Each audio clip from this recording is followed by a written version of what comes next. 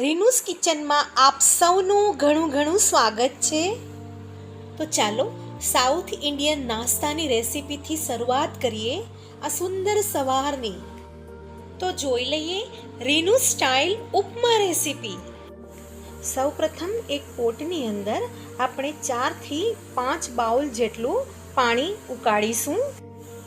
એક પેનમાં 3 થી 4 ટેબલસ્પૂન જેટલું તેલ એડ કરીશું અને અંદર જીરું એડ કરીશું. ત્યારબાદ 1 ટીસ્પૂન ચણાની દાળ, 1 ટીસ્પૂન અડદની દાળ, 1 ટીસ્પૂન મગની દાળ એડ કરીશું વઘારની અંદર. દાળ થોડી બ્રાઉન થાય એટલે આપણે એમાં સૂકા લાલ મરચાં એડ કરીશું અને મીઠા લીમડાના પાન એડ કરીશું. સોલ્ટ એડ કરીશું એકોર્ડિંગ ટુ ટેસ્ટ. 1 ટીસ્પૂન લીલા મરચાંની કતરણ એડ કરીશું. હવે આપણે એમાં થોડા વેજીસ ઉમેરીશું. એમાં મેં 1 નંગ બટાકું, થોડા લીલા વટાણા, થોડા કાંદાના ટુકડા એડ કર્યા છે. તમે એમાં ગાજર પણ એડ કરી શકો છો. Mix well like this. આપણે જે પાણી ગરમ કરવા મૂક્યું હતું એ સરસ રીતે ઉકળી ગયું છે. હવે આપણે ફરીથી થોડું સોલ્ટ એડ કરીશું. વેજીસ નાખ્યા છે એટલે થોડું સોલ્ટ એડ કરીએ અને મિક્સ કરી લઈશું. વેજીસ ઝડપથી ચડી જાય એટલા માટે આપણે એને લીડથી બંધ કરી દઈશું. વેજીસ ચડી ગયા છે. હવે આપણે એમાં 1.5 કપ જેટલો રવો એડ કરીશું અને મિક્સ કરીને શેકી લઈશું.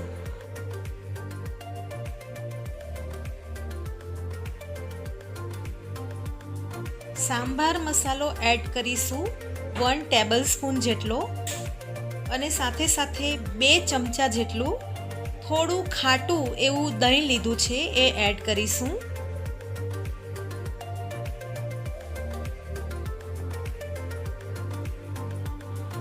દહીં પ્રમાણમાં થોડું ખાટું હશે તો ઉપમાનો ટેસ્ટ વધારે સારો આવશે. એટલા માટે અહીંયા થોડું ખાટું દહીં હવે આપણે એમાં થોડું ગરમ પાણી એડ કરીએ અને ફરીથી મિક્સ કરી લઈશું. તમે જોઈ શકો છો ખૂબ જ સરસ રીતે આપણો ઉપમા ચડી ગયો છે અને ફૂલી ગયો છે. હવે આપણે એમાં ફ્રાય કરેલા કેશ્યુનટ એડ કરીશું. મિક્સ કરી લઈશું જસ્ટ લાઈક ધીસ. તો રેડી છે આપણો ઉપમા. ખૂબ જ સોફ્ટ અને એકદમ સરસ બન્યો છે. પ્લેટિંગ કરીશું જસ્ટ લાઈક ધીસ.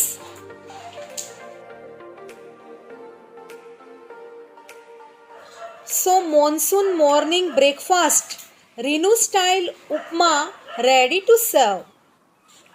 ઉપરથી થોડો સંભાર મસાલો એડ કરીશું.